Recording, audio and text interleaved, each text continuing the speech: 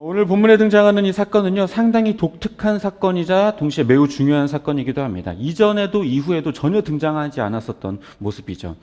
뭔가 이 사건을 전후로 분위기가 상당히 달라지는, 공기가 달라지는 그런 인상을 주고 있어요. 먼저 예수님의 이 변화라고 하는 거는요, 예수님께서 인간으로 이 땅에 오셨지만 분명히 신의 형상을 가지신 분이라는 것을 이 모습을 통해 보여주게 됩니다. 근데 이것도 참 놀라운데요. 심지어 모세와 엘리야까지 나타나서 함께 예수님과 대화하는 모습을 보게 되죠.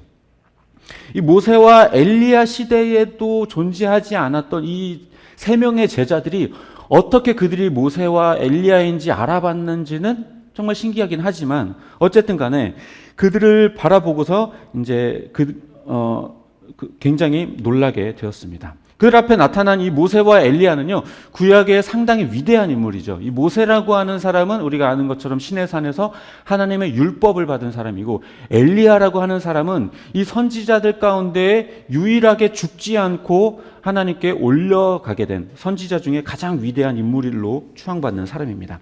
그래서 이 모세는 율법을, 그리고 엘리야는 선지자를 상징합니다. 다시 말해 이 율법과 선지자, 이것은 결과적으로 구약 전체를 상징하기도 하는 것이죠. 그래서 모세와 엘리야라고 하는 것은 결국에 구약 성경 전체를 의미하기도 하는 것입니다. 반대로 예수님은 율법을 완성하신 하나님의 아들이자 선지자의 이 예언들을 성취하신 메시아이시죠.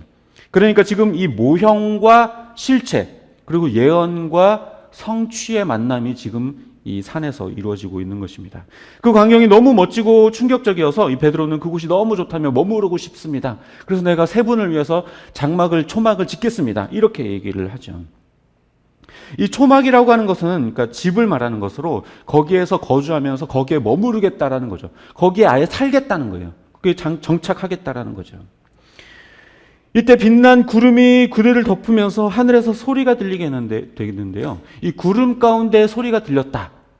이 구름이라고 하는 것은요, 구약시대 때에도 하나님의 임재를 상징하거든요. 그래서 하나님께서 이 성막 가운데 나타나실 때에도 그랬고, 모세에게 나타나실 때에도 그랬고, 늘 그 구름 가운데 나타나셨어요. 즉, 다시 말해서 지금 이 빛나는 구름 가운데 소리가 들렸다라는 것은 이 음성이 분명하게 하나님의 음성이라는 것을 뜻합니다. 그런데 그 소리의 내용이 뭐냐면, 이는 내 사랑하는 아들이다. 내가 그를 좋아한다. 너희는 그의 말을 들어라. 이런 얘기를 하고 있는데요. 이 말씀은 전에도 똑같은 내용으로 들렸던 적이 있어요. 이는 내 사랑하는 아들이다. 내가 이를 좋아한다. 언제였을까요? 네. 요한으로부터 침례를 받을 때에, 침례를 받고 물에서 나올 때에 하늘로부터 비둘기 같은 성령이 내리면서 하늘로부터 나왔던 소리가 바로 이는 내 사랑하는 아들이다. 내가 이를 좋아한다. 이런 말씀을 하셨죠. 이건요, 원어로 보아도 완전히 똑같아요. 물론 너희는 그의 말을 들어라 하는 말이 오늘 본문에는 있긴 하지만 나머지 말씀은 그때와도 똑같죠.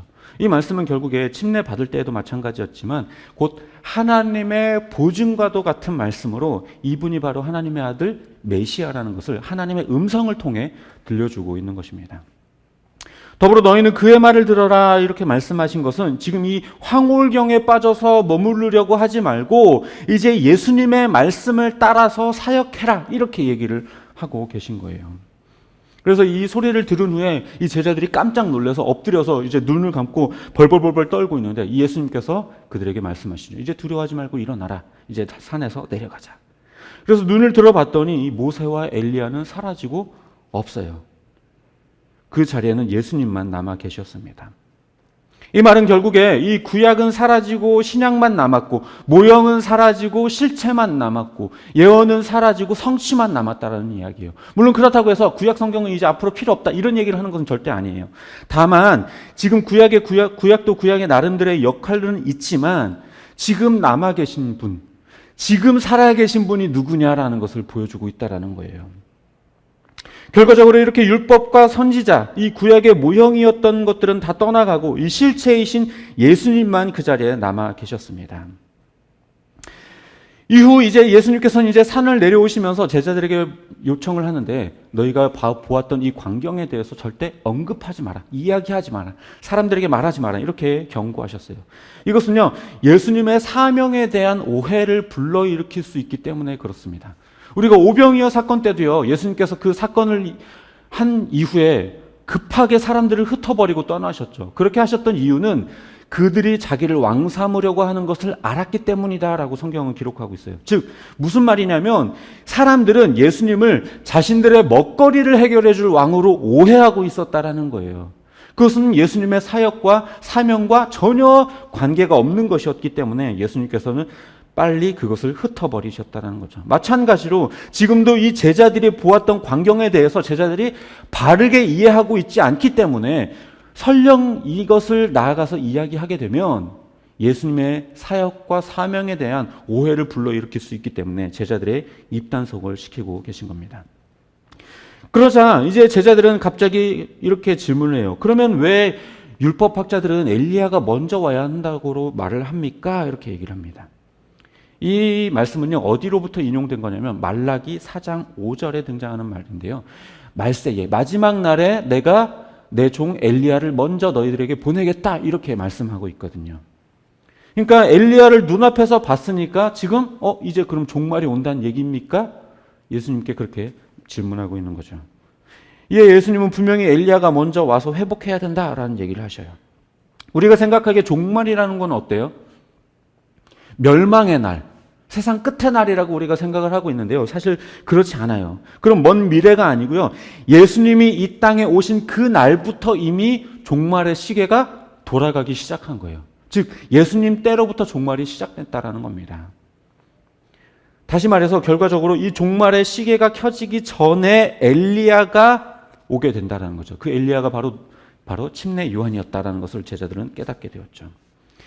그러니까 오늘 본문의 내용을 조금 정리를 해보자면요. 이 예수님이 변화된 모습으로 모세와 엘리야를 만나신 이 사건은 구약의 모양들은 떠나가고 이 실체이자 하나님의 아들이신 그 메시아이신 예수님만 그 자리에 남았고 엘리야인 침례 요한이 예수님 앞에 먼저 다녀갔다라는 것입니다. 즉 엘리야와 모세와 그리고 하나님의 음성과 침례 요한까지 이 모든 것들이 결과적으로 증언하는 것은 예수님이 바로 하나님의 아들이며 메시아라는 사실을 증명하고 있다는 것입니다. 하지만 그에 반해 제자들의 모습은 굉장히 어리석어 보이죠. 가장 중요한 분을 옆에 두고 중요하지 않은 것에 마음을 빼앗겨 거기에 초막셋을 짓겠다라고 이야기하고 있으니 말입니다. 자기들 옆에서 늘 그렇게 계속 함께 지내면서 수많은 기적도 보여주셨고 수많은 가르침들을 보여주셨는데도 불구하고 그분이 예수님이 메시아인데도 불구하고 제대로 인식하지 못하고 여전히 그 모세와 엘리야를 보게 된 그 신비한 그 경험에 빠져서 그 상태에 머무르며 초막셋을 짓겠다라고 그렇게 얘기하고 있는 거죠. 그들은요 주를 더 알아가고 그분이 하시는 말씀의 의미들을 파악하고 그 사역을 진심으로 따르기보다 그저 안주하는 삶, 초막셋을 짓고 그 자리에 머무르라는 삶을 택하려고 했어요. 메시아이신 예수님이 바로 곁에 있는데 그분의 음성과 그분의 말씀을 더 깊이 깨달으려고 하지 않고 그냥 지나간 것들에 그냥 마음을 빼앗겨 버리게 되었죠. 말씀을 정리하도록 하겠습니다. 예수님의 모습이 변화된 것은 이 곧 예수님이 신적 형상을 가진 분이라는 사실을 증명해요. 그리고 모세와 엘리야의 등장도 결과적으로 예수님이 메시아라는 사실을 증명하고 있습니다. 또 하나님의 등장과 그 음성마저도 예수님이 하나님의 아들이라는 사실을 증명하죠. 그리고 또 침례 요한이 예수님의 앞서 등장한 엘리야라는 사실도 결과적으로 예수님이 메시아라는 사실을 또한 증명합니다. 즉 오늘 본문 전체가 예수님이 메시아라는 사실을 보여주고 있는 거예요. 하지만 제자들은 모세와 엘리야에 신기하며 머무르려 했어요. 본문의 메시지는 분명한데 제자들은 전혀 감을 잡지 못하고 있는 거죠. 어쩌면 지금 우리도 이들과 마찬가지로 다른 무언가에 기대고 거기에 머무르려고 하는 삶을 살고 있어요. 우리가 소망해야 할 땅은 이 땅이 아닌데 이 땅에서 영원히 살 것처럼 이 땅에 대한 소망과 욕망들로 살아가고 있죠. 그래서 이 세상 것들에 초막을 지어서 거기에서 머무르려고 해요. 이 땅에 초막을 지어두고 여기가 좋사오니 그러고 있는 거죠. 그래서 집값이 올라가면 좋아하고 사업이 잘 되면 좋고 승진하면 그냥 행복하죠. 아마 여러분이 로또를 맞으면 어떨까요? 심장이 아마 터져 나갈 거예요. 구원받았을 때 느꼈던 그 감격보다 몇백 배 강하게. 솔직히 안 그래요? 지금 천국잔치에 초대됐는데 제가 주님, 제가 지금 소도 키워야 되고요. 장가도 가야 되고요. 집도 수리해야 돼서 제가 지금 못 갑니다. 나중에 갈게요. 이 땅의 재미에 완전 빠져서 그냥 거기에 초막을 짓고 살아가고 있는 거예요. 여러분들의 마음은 지금 어디에 가 있습니까? 대체 어디에 초막을 짓고 어디에 몸을 의지하려고 해요? 부동산, 주식, 비트코인, 게임, 연애, 돈벌이? 죄다 이 세상에 속한 것들이에요. 거기에 천국 소망, 영혼 구원, 그리스도인다운 삶, 주를 더 알아가기 위한 성경 묵상, 이런 가치들은요, 전혀 존재하지 않아요. 솔직히 가슴에 손을 한번 얹고 생각해 보세요. 여러분들의 가슴을 뛰게 만들고 내가 소망을 갖고 기대하게 만드는 것이 무엇인가? 거기에 성경적인 가치관, 하나님을 위한 것들이 하나라도 있나요? 하나님의 나라의 확장과 영혼을 구원하고 소외되고 불쌍한 영혼들을 구제하는 일, 그것이 여러분들의 가슴을 뛰게 하고 여러분들을 소망하게 하고 기대하게 하나요? 저와 여러분은 솔직히 그렇지 않아요. 죄송하지만 여러분들의 가슴을 뛰게 만들고 관심이 가게 하고 더 알아가게 하고 싶은 것들, 죄다 세속적인 것들이죠. 돈, 명예, 권력, 관계, 욕망, 쾌락, 즐거움. 여러분들이 지금 초막을 짓고 싶다 여기는 것들이 다 죄다 이 세상 것들이에요. 어떻게 우리가 이러고도 그리스도인이라고 말할 수 있습니까? 어떻게 이러고도 우리가 구원받은 자라고 말할 수 있겠어요? 여전히 세상 것들에 마음을 두고 거기에 마음을 빼앗겨 거기에 초막을 짓고 살아가고 있는데,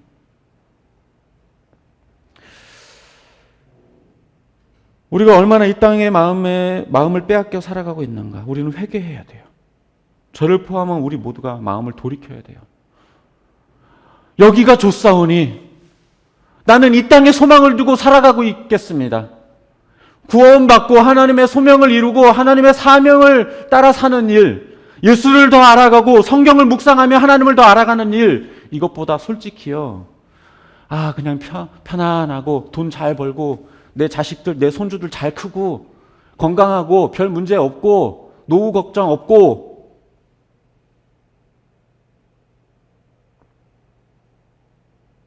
이 세상 것들에 그렇게 초막을 짓고 거기에 머무르고 있는 거죠.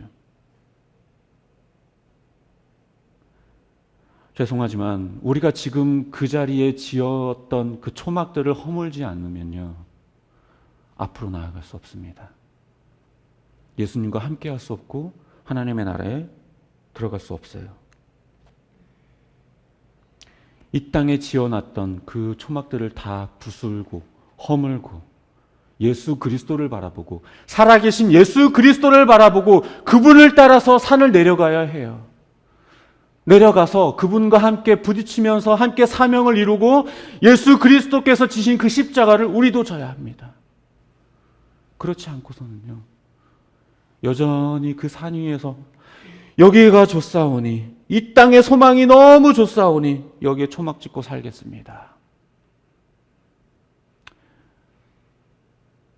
죄송하지만 거기에 구원이 없습니다. 모세와 엘리야를 보는 것 참 신비한 광경이겠죠. 그러나 거기에 머무를 수는 없는 일이에요. 이미 지나간 것들이 아니라 지금 살아계신 예수 그리스도를 바라보며 사명을 감당해야 해요. 우리가 지금 바라봐야 할 것은요, 이 땅에 머무를 것, 잠깐 지나가는 이 자리, 여기가 아니라 영원한 하늘나라, 거기에 소망을 두고요, 그것을 위해 달려나가야 합니다. 바라기는 엉뚱한 곳에 초막 짓지 말고 오직 주의 말씀을 듣고 순종하며 그리스도인다운 삶을 살아가는 저 여러분이 되시기를 주님의 이름으로 축복합니다.